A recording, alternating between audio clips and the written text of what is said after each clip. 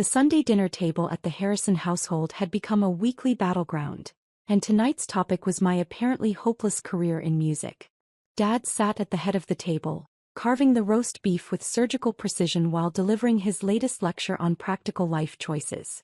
"Alex, you're 29 years old," he said, not looking up from his methodical slicing. "It's time to put away childish things and focus on building a real future."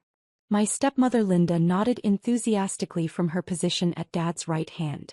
"Your father's absolutely right, sweetheart. Music is a lovely hobby, but it's not a sustainable career path." My half-brother Marcus, home from his first year at business school, leaned forward with the authority of someone who'd just completed Economics 101. "Dad, maybe Alex could start in an entry-level position at Harrison Electronics. Learn the business from the ground up." Dad's company, Harrison Electronics, manufactured components for industrial automation systems. He'd built it from a small repair shop into a mid-sized operation with 47 employees and annual revenues around $8 million. It was solid, respectable work. The kind of business that provided steady employment and reliable profits. It was also, according to Dad's frequent reminders, a real business unlike my music hobby. "That's actually a good idea," Dad said, finally looking up from the roast. "I could start you in quality control, maybe move you into customer service after 6 months. Give you a chance to understand how actual business works." "Quality control sounds perfect," Linda added. "Regular hours, steady paycheck, health benefits. All the things musicians don't get." I took another bite of mashed potatoes and let the conversation flow around me. These family dinners had become exercises in patience over the past 2 years. Ever since I'd graduated from Berklee College of Music and decided to pursue recording and production full-time. "The thing is, Alex," Marcus continued, warming to his role as the family business consultant, "the music industry is essentially a lottery system. A tiny percentage of people make significant money and everyone else struggles." "Exactly," Dad agreed. "It's not like manufacturing where there's consistent demand, predictable profit margins, reliable growth." My sister Emma, who was 16 and still believed that following your dreams was possible, tried to offer support. "But Alex is really talented. And didn't you say your studio has been busy lately?" Dad waved dismissively. "Busy doesn't mean profitable, Emma. Alex might be recording local bands and doing some production work, but that's not the same as running a real business with employees, overhead, and actual revenue." "How much do you typically make in a month from your music work?" Linda asked with the tone of someone conducting a financial intervention. I considered the question while chewing slowly. Last month, Harmony Records, the label I'd started 3 years ago, had generated about $2.7 million in revenue from our roster of artists, streaming royalties and licensing deals. But that wasn't information I'd chosen to share with my family.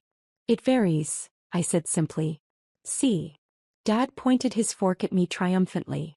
"Variable income is not a foundation for adult life. You need consistency, security, a career path with advancement opportunities. Plus benefits," Linda added. "Medical insurance, retirement planning, paid vacation. These things matter when you're thinking about starting a family someday." Marcus nodded sagely. "The music industry is also being disrupted by technology. Streaming services, artificial intelligence, changes in consumer behavior. It's not a stable sector for long-term career planning." I almost smiled at that analysis. Marcus had clearly been reading business publications and was eager to demonstrate his newfound expertise in market dynamics. "Whereas industrial electronics," Dad said, "that's a growth industry. Manufacturing is coming back to America. Companies need automation systems, quality control equipment, precision components. Harrison Electronics is perfectly positioned for the next decade," Marcus agreed. "Dad, you should show Alex the quarterly reports. The growth trajectory is really impressive." "I'd be happy to," Dad said. "Alex, you could learn a lot about business fundamentals by studying how we've grown from a 2-man operation to what we are today." My phone buzzed with a text message.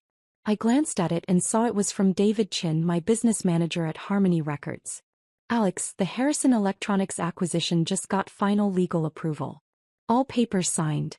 Congratulations on your newest subsidiary." I felt that familiar flutter of satisfaction mixed with anticipation. The Harrison Electronics acquisition had been in development for 4 months. ever since we'd identified Dad's company as a strategic addition to our growing portfolio of manufacturing investments. Sorry, I said, setting my phone aside. Work message. Work? Dad asked skeptically. What kind of work emergency do musicians have on Sunday evening? Just some business details to sort out. Linda exchanged a meaningful look with Dad. Sweetheart, we're not trying to diminish what you do. But maybe it's time to think about what business means in a traditional sense. Traditional business, Marcus explained helpfully, involves scalable revenue models, predictable cash flow, tangible assets, and clear growth strategies. I nodded politely while he continued his lecture on business fundamentals. Take Dad's company, for example. Harrison Electronics has real assets. Equipment, inventory, customer contracts, intellectual property. It generates consistent revenue through established relationships with industrial clients. Exactly, Dad said. That's what I've been trying to explain to you, Alex. Music might be personally fulfilling, but it doesn't create lasting value the way manufacturing does. Emma made another attempt to defend me. But Alex has won some awards, right? For production work. Awards don't pay the mortgage, Dad replied. I'm sure Alex is talented, but talent without business acumen doesn't lead to financial security. That's why working at Harrison Electronics would be so educational, Linda suggested. Alex could learn how real businesses operate while still pursuing music as a side interest. My phone started ringing. The caller ID showed Michael Torres, Corporate Development. Michael was my head of acquisitions at Harmony Holdings, the investment arm of Harmony Records. We'd been expanding beyond music into other industries, particularly manufacturing companies that could benefit from our capital and management expertise. I should take this, I said, standing up from the table. Alex, we're in the middle of family dinner, Dad said with mild irritation. I know, but it's important. I'll just be a minute. I stepped into the kitchen to answer the call. Michael, what's the status on the Harrison deal? Everything's finalized. We officially own Harrison Electronics as of 5 p.m. today. The purchase price was exactly what we discussed, $12.8 million. I felt a surge of satisfaction. Dad's company was indeed well-run and profitable, exactly the kind of solid manufacturing operation that fit perfectly into our diversified portfolio.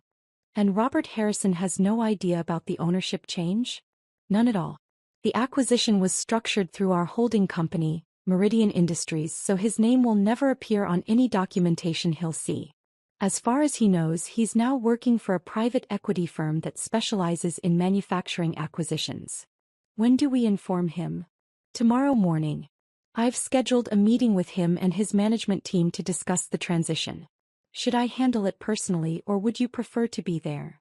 I looked back through the doorway at the dining room, where my family was continuing their analysis of why my music career was impractical and unsustainable. I'll handle the Monday meeting personally. Are you sure? This might be complicated given the family relationship. That's exactly why I should handle it personally. When I returned to the dining room, the conversation had moved on to Marcus's internship plans for the summer. The experience at Goldman Sachs will be invaluable, Dad was saying. Investment banking teaches you how real money gets made and moved. Plus the networking opportunities, Linda added. Marcus will be meeting people who actually understand high-level finance. I sat back down and resumed eating while listening to their discussion of Marcus's bright future in traditional business. Alex, Dad said, turning his attention back to me, have you given any more thought to my offer? Which offer? Working at Harrison Electronics. Starting in quality control, learning the manufacturing business. I appreciate the offer, Dad. But I'm pretty committed to my current projects. Dad set down his knife and fork with the deliberate patience of someone preparing to deliver hard truths. Alex, I love you and I want what's best for you. But commitment to projects that don't generate real income isn't the same as building a career. Dad's right, Marcus said. Opportunity cost is a real factor here. Every year you spend pursuing music is a year you're not building equity in a traditional career. Plus, Linda added, you're not getting any younger. At some point you need to think about long-term security. My phone rang again. This time the caller ID showed Robert Harrison, Harrison Electronics. I looked at Dad, whose expression changed from patient concern to confusion. Alex, why is my office calling you? I have no idea. But I did have an idea. Michael had probably accelerated our timeline and was already reaching out to Dad about tomorrow's transition meeting. Answer it, Dad said. Find out what they want. I answered the call, putting it on speaker so the family could hear. Hello, Mr. Harrison. Alex, thank you for taking my call. I'm calling about a meeting tomorrow morning regarding some changes at Harrison Electronics.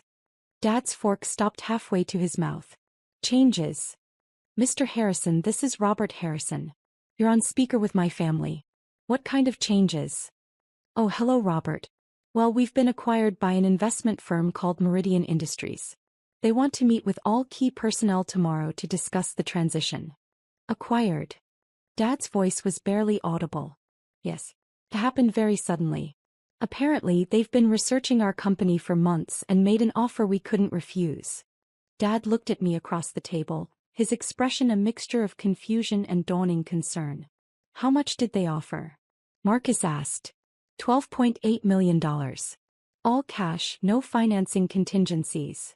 Linda gasped audibly. Marcus dropped his fork entirely. $12.8 million? Dad repeated slowly. It's actually quite generous, given our size and market position. The acquiring firm specializes in growing mid-sized manufacturing companies. Who owns this Meridian Industries? Dad asked. That's the interesting part. It's owned by someone in the entertainment industry. Apparently, they've been diversifying into manufacturing as a long-term investment strategy. I felt my stomach drop. Michael had clearly decided to accelerate the revelation timeline. Someone in entertainment? Dad's voice was getting higher. Yes. The representative I spoke with mentioned that the owner has deep roots in music and recording, but also understands manufacturing and traditional business. Dad was staring at me across the table with an expression I'd never seen before. Mr. Harrison, Dad said carefully, who exactly owns Meridian Industries? Well, Robert, that's actually why I'm calling Alex. It turns out the owner of Meridian Industries is someone your family knows very well. The silence in the dining room was complete except for the ticking of the grandfather clock in the hallway. Who is it? Dad whispered. Your daughter, Alex Harrison. She owns the company that just acquired Harrison Electronics. Dad's fork clattered to his plate and he stared at me with his mouth open. Alex owns what? Linda asked faintly. She owns Meridian Industries, which just purchased Harrison Electronics for $12.8 million. Marcus was staring at me like I'd started speaking in ancient languages. Alex, is this some kind of joke? I looked around the table at their shocked faces. At Dad, who had spent the evening explaining why musicians don't make real money. At Linda, who had been worried about my lack of health benefits. At Marcus, who had been lecturing me about business fundamentals. It's not a joke.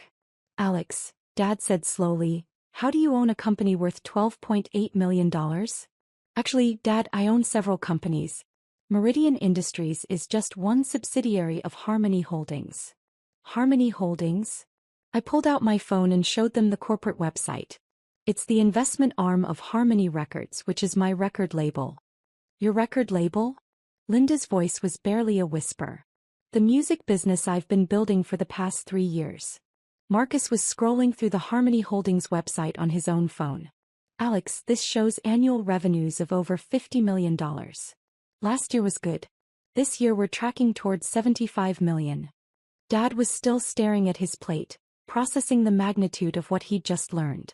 Alex, he said finally, if you own a $50 million company, why didn't you tell us? I looked around the table at the family members who had spent the evening explaining why my music career was impractical and financially unsustainable. Because every time I've tried to discuss my business, you've dismissed it as a hobby and suggested I get a real job. We didn't know. You didn't ask. You assumed that because I work in music, I couldn't possibly be successful in traditional business terms. But Alex, Marcus protested, you never mentioned owning multiple companies or having employees or generating this kind of revenue. Marcus, 3 months ago you suggested I consider an entry-level position at a marketing firm because music doesn't provide career advancement opportunities. His face flushed slightly. I was trying to be helpful. You were trying to manage someone you decided was failing. Linda was reading something on her phone. Alex, there's an article here about Harmony Records. It says you've signed artists who've won Grammy nominations. 3 nominations this year, actually. And you've been featured in Billboard magazine as one of the top independent label executives under 30. That article came out 6 months ago. Dad looked up from his plate. Alex, why are you acquiring Harrison Electronics? Because it's a well-run, profitable company in a growth industry. Exactly the kind of manufacturing operation that fits into our diversified investment strategy. But it's my company. It was your company. As of 5 p.m. today, it's a subsidiary of Harmony Holdings. The reality was finally sinking in. Dad, who had spent the evening lecturing me about business fundamentals and practical career choices, was now learning that his impractical musician daughter had just purchased his company. What does this mean for my position? He asked quietly. I looked at my father, successful, hardworking Robert Harrison, who had built his company from nothing but had somehow convinced himself that his daughter's music career was worthless. It means we'll discuss your role in the company during our meeting tomorrow morning. Our meeting? At 9 a.m.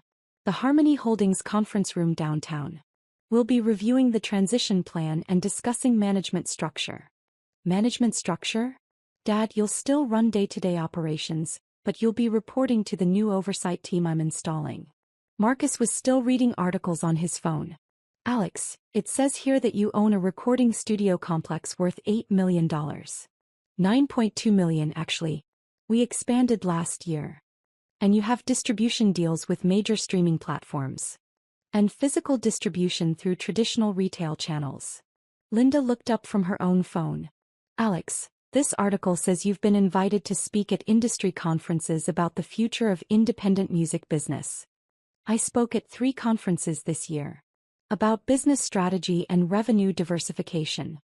The music industry has become very sophisticated in terms of multiple income streams and investment opportunities. Dad was quiet for a long moment, staring at his dinner as he processed this complete revision of his understanding of my career.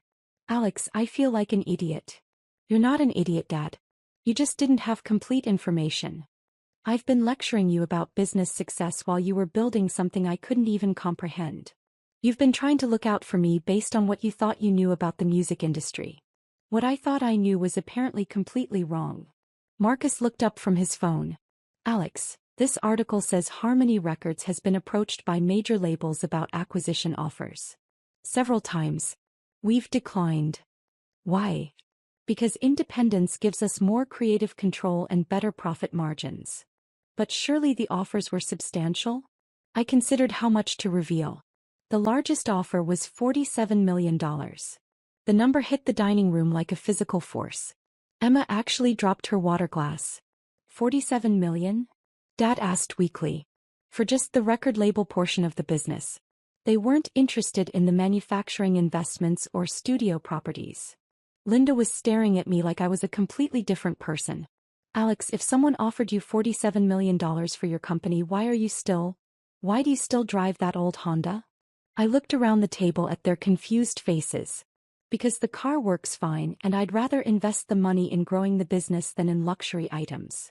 But you could afford. I could afford a lot of things. I choose to live modestly and reinvest profits. Dad finally looked up from his plate. Alex, what happens tomorrow? Tomorrow we discuss the integration of Harrison Electronics into the Harmony Holdings portfolio. And our family relationship? I thought about the past 2 years of Sunday dinners, about listening to lectures on practical career choices while quietly building a business empire that now included Dad's company. That depends on whether you're ready to see me as I actually am instead of who you assumed I was. I'm ready, Dad said quietly. And Alex? Yeah. I'm proud of you. I should have said that years ago instead of trying to fix something that wasn't broken. Emma, who had been quiet during most of this conversation, finally spoke up. Alex, does this mean you're really, really successful? I smiled at my little sister. I'm successful by any measure you want to use them, including the traditional business measures Dad and Marcus have been talking about. That's so cool. What's cool is that you never doubted it, even when everyone else was trying to convince me to give up. Later that evening as I was leaving for home, Dad walked me to my Honda. the same modest car that had been evidence of my financial struggles. Alex, can I ask you something? Sure. When you acquire Harrison Electronics tomorrow, what are your plans for the company? I plan to expand the operations, invest in new technology, and probably double the workforce within 3 years. You're not going to shut it down or sell off the assets? Dad, I don't buy companies to destroy them. I buy them because I see their potential and want to help them grow. He nodded, relief evident in his expression. There's something else I need to say. What's that? You were right about music being a real business. I was wrong to dismiss it, and I'm sorry. Thanks, Dad. That means a lot. And Alex? Yeah. Next Sunday, instead of telling you what's wrong with the music industry, maybe you could tell us what you're doing right with it. As I drove home, I reflected on the evening's revelations. Tomorrow, Dad would walk into his first meeting as an employee of a company I owned. The family would have to adjust their understanding of my music hobby. But the most satisfying part wasn't the financial success or the business acquisition. It was finally being seen for who I'd become instead of who they'd assumed I was. Sometimes the best revenge isn't proving people wrong. It's showing them they never understood what you were building in the first place.